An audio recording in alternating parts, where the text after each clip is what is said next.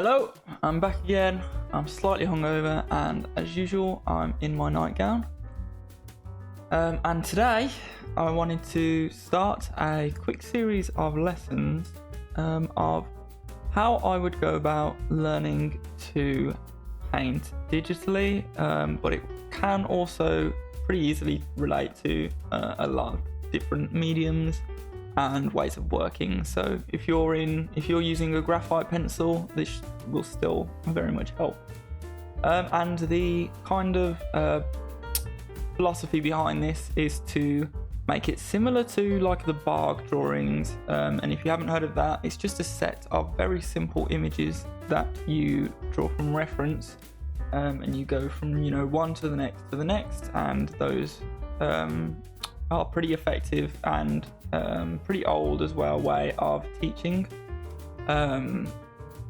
However, the way that I would like to do it is mostly from imagination, because I know a lot of people are like me and are kind of allergic to working from reference, and very much the goal is learning to create images and 2D artwork from the imagination. And that's where they find joy, that's where I find joy in it.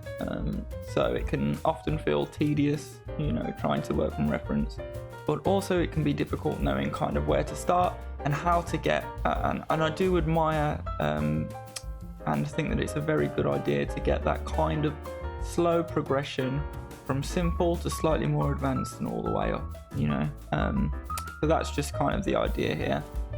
We're going to paint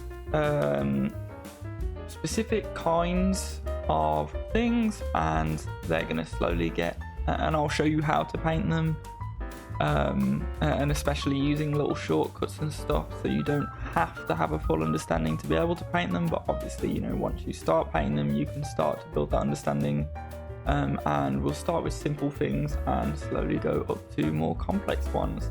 We're going to start with very basic kind of abstract shapes, and it's going to move towards more like still life, like items, different materials, and it'll probably go up into, it won't go too complex, but it'll probably go up into, more complex sort of still lifes and maybe even people.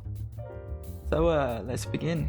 So I thought we could start by discussing the tools that we're using. Like I said, you can use whatever tools you want, but these are the ones that I'm using and these are the ones that I recommend. I personally think that digital is the most powerful medium for people to learn on, because of its forgivingness and its malleability. So that's what I'm going to be mainly using here. And the tools that I'm going to be using are very simple. I recommend, if you're in digital, to use a round brush, the basic default round brush. And this is my kind of take on the, and that's in every kind of software, Photoshop, Critter or whatever, there's always a default round brush. Just use that. It should stay the same size, and it should become more opaque with more pressure on the pen, and that's how it should work. I've got exactly the same thing here, except instead of a circle, we've got more of a roller shape, and it also rotates in the direction of the brush stroke. That's the only difference. I recommend you use the round brush. If you want to set this one up, it's also very easy, and in Critter this is actually a default stamp, and like I said, it just rotates in the direction of the stroke. I'm not sure if we'll end up using these other brushes, but I'll show them to you anyway. We've just got basically a blur brush, which is just a circle brush that blurs and blends. That's all it does. I'm sure that doesn't need much explanation.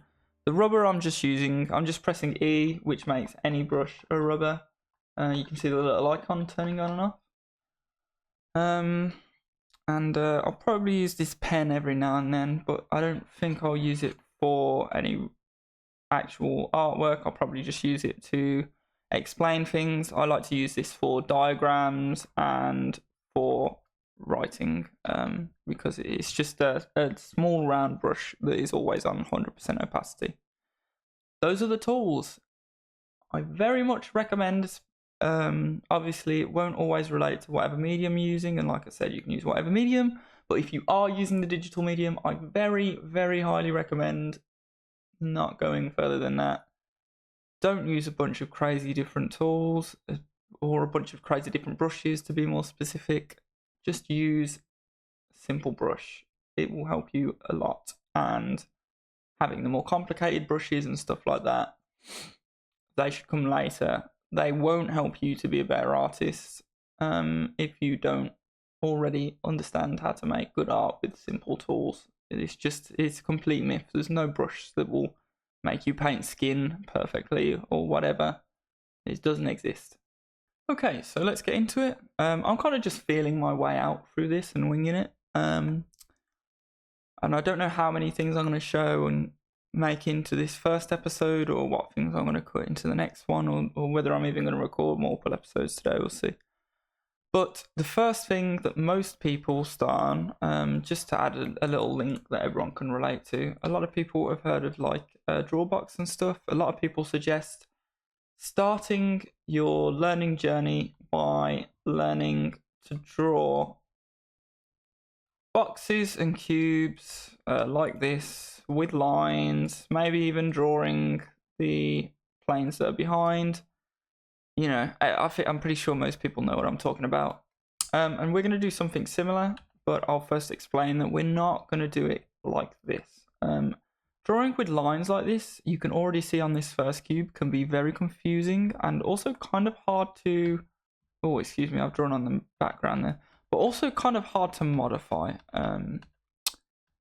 What you're doing when you paint or draw like that, even if it makes it faster because you're only drawing lines, what you're doing is working in what I call wireframe mode. It is wireframe rendering. If you've ever seen CGI or a video game that has been converted into like wireframe mode or 3D modeling, you'll see people use wireframe mode sometimes. It looks very confusing. It's hard to get an intuitive grasp of what you're looking at, and that's why I think that it's bad for beginners to use lines and to draw in wireframe mode. Now, it can be okay, you know, depending on how you tackle it, but I specifically think, even with the boxes, I don't really agree that things like drawing boxes in this kind of wireframe rendering is actually very, very helpful. That's just my opinion, and it's a niche opinion, but I don't think it works very well because it is unintuitive. It's not how we see the world. We don't see the world in lines. We don't see the world in wireframe. We don't. When you imagine a box, you often will not imagine it in wireframe rendering, will you? It's uncommon and unintuitive, in my opinion. So what are we going to do instead, if I'm so, you know, wise or whatever? If I'm going to critique that, you know, what's my contribution to put forwards? What's better in my opinion? What's better in my opinion is shapes of value. Now, I use the word value not just, sorry, I've got into you back. Not just to mean how dark or light something is, like a lot of artists mean when I say value. I mean everything about the tone and colour. So this can be whether it's green or red, that also counts as value to me. And I'm just a little bit different to other artists in that way. I just see the value as, you know, anything that is assigned to that shape, any characteristics of it. So we're going to use shapes of value. And I'm going to start by just using tone, just using black, white, and everything in between. But we can use all different colours as well, and I'll show you that. I'll just do the first few in grayscale. So what we're going to do is we're going to draw boxes, just like I spoke about. But what we're going to do is, and I know what people are thinking when I say that we're going to be using shapes of value instead. They think we're going to, a lot of people watching this probably think I'm talking about rendering and think we're going to be going into light and shadow and stuff like that. No, we're not going to be doing any of that. It's not going to be any more complicated than the wireframe boxes that I was showing you earlier.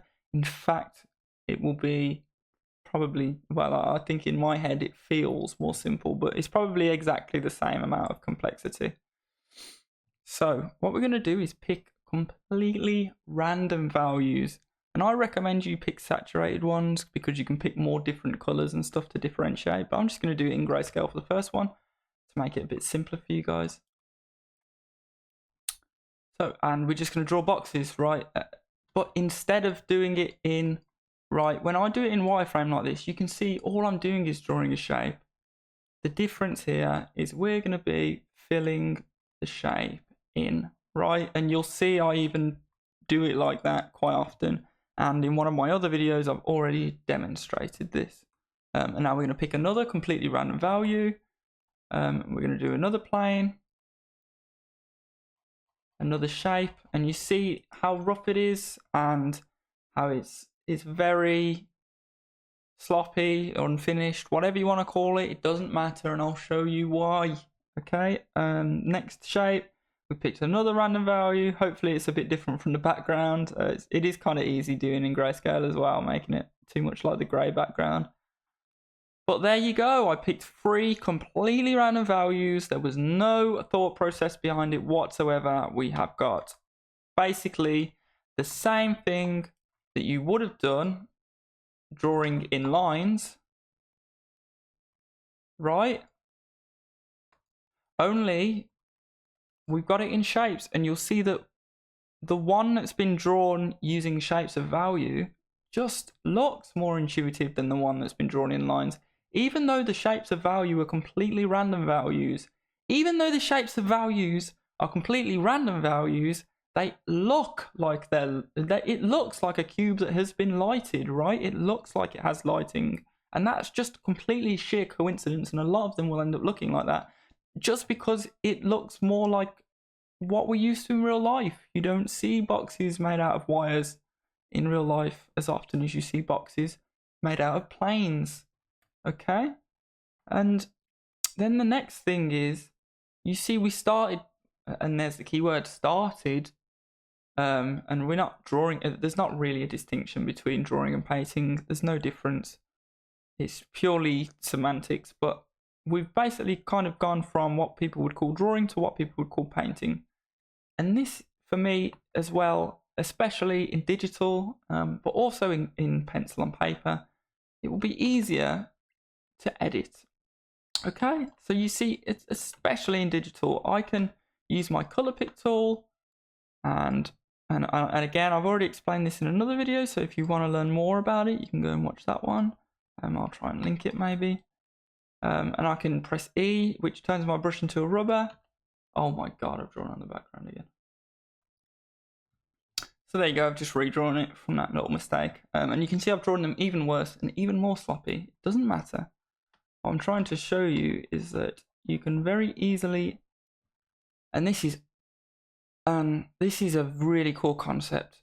This is how drawing and painting from imagination works. It doesn't start, when people have it very stylized and are used to painting the same things and stuff, yeah, then it's closer. But generally, 90% of art from imagination is trial and error, and you're using the malleability that you've got.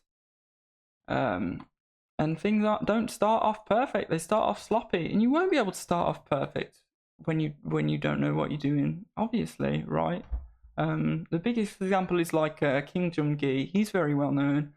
A lot of what he draws is straight off the bat. Even he makes mistakes that then he kind of hides cleverly in different ways, right? And even he didn't start off like that. And the way that he draws is very simplified and stylized. It's very focused on just having that dimension there and looking nice as art. He draws very similar things over and over again as well, you'll notice. So when you're brand new to art and you don't have any of that behind you, just use the malleability, right? And this is how I still paint, and how I'll always paint, is by using the malleability of the medium. So you can see this cube wasn't perfect to begin with, but I'm playing with it and I'm messing around with it. And the things that I'm trying, none of it I know are going to work straight away. I'm just trying different things almost at random. And if I mess around with this cube enough, eventually I'm going to end up with something that I like, with something, and this is what we are going for, close to perfection. It's a cube. You know, I know a lot of the recommendation is not to be a perfectionist or what have you, but it's a cube. Just try and get it right. It's the simplest thing. So just don't give up on whatever you're painting, especially if it's something as simple as a cube. Don't abandon it. Just get it right. See, we've got a cube that looks very nearly perfect there now. And that was just from messing about with it. And you'll notice as well that it looks completely different to what we had a minute ago, right? And that doesn't matter because we're kind of just learning the rules, okay? You'll also notice something I should talk about, one of these little shortcuts that I mentioned earlier. Every cube obviously is going to be between 1 and 3 shapes. And you can see this one is maximal because it's got 3 shapes in it. This is the maximum amount of shapes you'll see in a cube. This is the most complicated type. This is as complex as it gets. And you can see that it's just 3 squares and they have been smushed together in the middle to create this kind of tri-point shape. So we've got 3 squares and we've just pushed them all into each other so that we have 3 smushed squares that are kind of connected in this way. I hope that makes sense. This is just my simplified diagram of it. But I could literally start with this. This looks nothing like a cube almost, but the topology is there. And if I was to paint this in the same way that I painted this one, through rubbing it out and working on it and manipulating it, even though this is, I've purposefully drawn this as far from a cube as it could possibly be, I could eventually work this into something that looks like a perfect cube. And that's what I mean by working with the malleability. And if I just show you as well with the wireframe version of the cube that we've drawn, it's a little bit harder, right? It's a little bit harder. You can do it, and it's not a massive difference, but it's just a little bit harder and a little bit less intuitive to sculpt this in the same way that we were sculpting the shapes. And it ends up looking kind of strange. And that gets even worse and even more difficult when, and I see a lot of people doing this, you're doing the X-ray wireframe mode, where you can actually see the edges and vertices behind things as well. So that's my recommendation. As a beginner, the first thing you should probably do, and I'll start using colors now, paint cubes with completely random values. And this cube is a 3 shape cube again. You know, I'm pretty sure most people get the point by now. Just paint cubes in this way, and if you do that a couple times, you'll start to learn the rules of the cube and how to build it. Let me show you one as well that's just got 2 shapes in it. The 2 shape ones, you see how we glued 3 squares together here? The 2 shape ones are different. It's just going to be 2 squares, and we're just going to glue the 2 planes together. So this is the most default way that you could draw that. And let me show you how that looks practically. This middle line here is always going to be longer than the outside lines. So we're going to paint our square that's on the left, and it's a smushed square, right? It's like been turned into a trapezoid. I'm going to pick another completely random value, as long as it's somewhat different to the background. We're going to do the square on the right, and you see it's still just 2 squares glued together, but there's been a slight modification that makes it look 3-dimensional. And again, I can cut that down, and I could work on that until it's pretty much a perfect looking cube or cuboid, whatever. And then obviously 1 square is just when the camera can only see one face of the cube. That's there's not really any point working on that. So just do the 2 squares and 3 square type ones. work on them until they look almost perfect. Do a couple of them until you start to understand the rules. Trust me. And if you're on graphite, you know, just do it like this grayscale one. And trust me, doing it like this with the shapes is 1,000 times more intuitive than doing it like this in wireframe. You can just see by looking at them, especially when you look at the two that I did earlier that I spent a tiny bit more time on, that one is much more intuitive than the other. You will learn faster if you use shapes of value. I don't care if you're trying to learn how to make cartoons or whatever. Even cartoons are filled in with solid shapes a lot of the time. It's very rare that you'll see a cartoon or anime, whatever, that is just lines. You won't see that. So don't practice that, is my recommendation. And I don't mean to kind of say that, you know, what other people are doing is wrong and that won't help you, but I don't think it will help you as much doing in wireframe, doing these wireframe boxes and cubes as much as it will help you to do them with actual planes that are shapes of value. Okay. Now, part 2 of this lesson, I have been debating. I've been debating on whether to do the other kinds of basic shapes, like, you know, like spheres. Yeah, I often, and you'll see in my other videos, I often use the most basic example being a sphere on a plane to demonstrate things like lighting, but we don't want to go into lighting.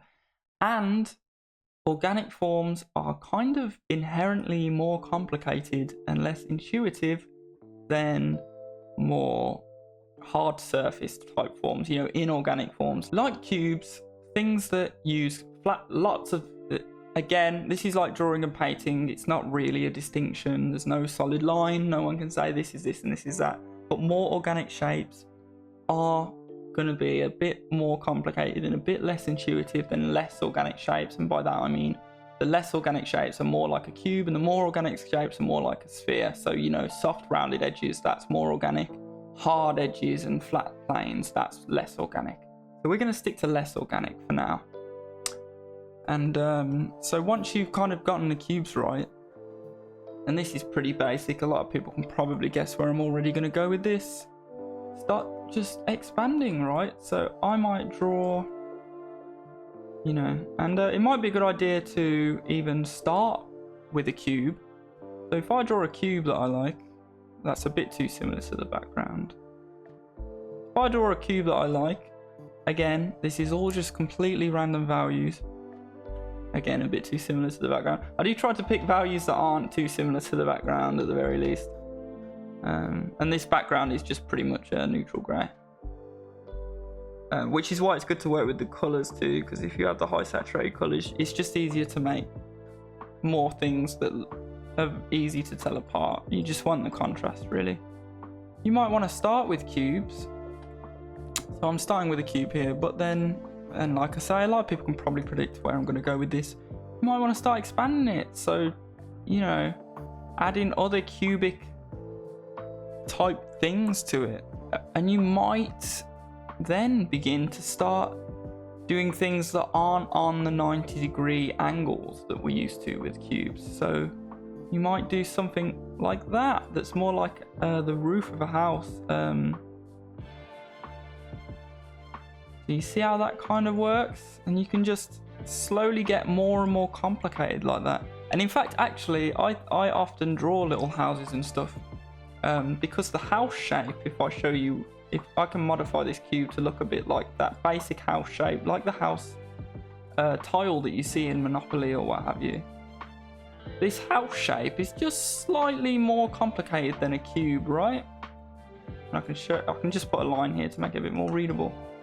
So you see, you can just start to slowly modify stuff with this approach and just paint whatever shapes you want, and at all different angles and stuff. Do different little ones. Don't try and connect all of it together. Do different little islands of these drawings. In fact, I should have made that all one color, really. That's probably something that I'll change if I was doing it again. I can cheat and then paint this in front here, and then maybe there's a bit of a shelf there. You know, you can do whatever you want pretty much. And yeah, I think you guys kind of get the point there. And again, I would try to make these things kind of as perfect as you can, to the extent that it helps you out, because that's just gonna get you more used to painting in a way that isn't sloppy. And like I say, a lot of the times your first attempt at stuff is never going to be quite right, and that's how it is even in the smallest levels in painting and drawing. You want to start off sloppy, and you want to use the malleability of your medium, especially in digital. You're going to have to kind of adapt things for the people who are working in graphite on paper, but especially in digital as well, you get so much malleability, and in graphite pencil on paper you get quite a lot of malleability too. It's just if you rub out too much, you can start to ruin the paper, right? So yeah, just use that malleability and play around with it and learn more rules. And you start off with rules that aren't necessarily accurate, but you have these little shortcuts, and you get more and more of an accurate model of how things can work, and your shortcuts get more and more kind of elaborate. So yeah, just slowly get more and more complicated. Keep it with these flat shapes though. Okay, you might decide, you can even like, you see I'm just picking colours from other places as well. You might decide to even start doing like smaller features. So like maybe I want a door on this house, or whatever you want. Keep it inorganic, keep it hard surface, keep it flat shapes of solid value. But make the shapes more elaborate and try to learn all of the rules. Okay? Start with the cubes and then, start adding things onto that. So I think that's probably enough for lesson 1 of how I would, and I don't know what the title for this is going to be yet, but just to explain it on the spot, this is kind of how I would learn to paint if I didn't want to use reference, like I was talking about at the start. So if you want to kind of learn the rules of how to paint from imagination and this language that we can use to sculpt things like clay in 2D, and it really is like a mindset shift. You're not thinking about making an image, you're thinking about sculpting something, but you can't sculpt it in 3D, you've just got the canvas. So you're using the visual language of the canvas to kind of sculpt something virtually. I don't know if I explained that very well, but that's kind of the mindset that you want to have, that you're sculpting, you're not necessarily painting in this way. If you're doing abstract art, obviously that's completely different, or very, very stylistic art, like very cartoonish stuff.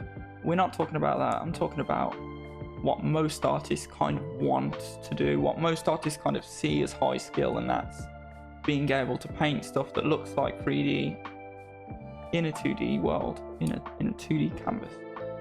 So I think I'm going to call it there for this episode, and next episode we might start to look at building more relations between what values each surface are, to slowly kind of leak in the ideas of lighting and shading. And we also might start to slowly leak in the ideas of more organic shapes. And we might even start to talk about the wireframe that I said was so evil earlier. And we might start to talk about how you can actually do that once you've got an understanding, and what ways of doing that are actually useful, because it is obviously useful and has its practicality in certain places, just not when you very first start out. So I'm going to sign out there, and thank you for sticking along.